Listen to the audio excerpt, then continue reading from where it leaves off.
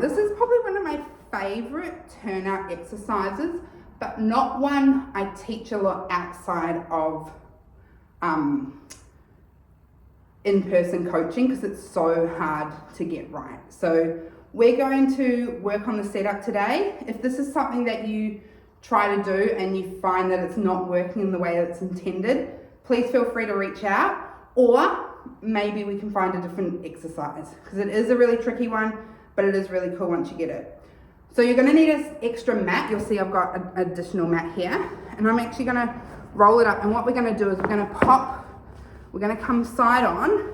This mat's going to come right on in, and then this leg's going to come on top of it. I actually probably need, once I get down there, that might be all right. So what we want to do is we want to make sure we're not dropping forward. So you can see I actually need probably another mat. You can also use yoga blocks.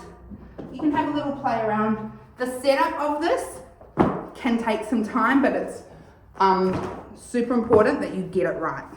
So you want to feel like your knee is up and supported, and you're feeling, yeah, that's a lot better for me.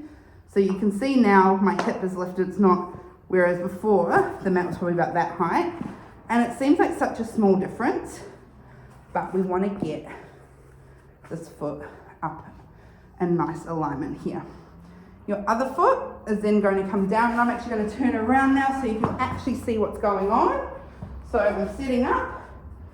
This top leg is basically out of the way. This other one, we want bent, so like at the knee, so you can see that. We're going to do a nice little flexed foot here. And then we're actually taking this bottom leg and we're lifting it up. We're going to hold it, then we're going to lower it back down again. We're going to take it back up, hold it, and lower it back down again. So this is our running man, coming up and down, really working on the rotation through this side here, and this other side not doing too much. We really want to hold in this position here before we lower down. So it's not so much about the movement, it's about the up and hold and keeping that still. You kind of don't want it to bounce around everywhere. Try and hold it as still as you can without squeezing your glutes. That's the other thing, right? We really want to work on those rotators, gently coming back down again. If this is feeling good, what you can do is you can extend. So you come into sort of like a standing position, bring it back in and down. That one's pretty tricky though, because we want to keep the rotation from here. As we extend that leg out, the toes come over under as if we're doing that, like standing in, say, first position.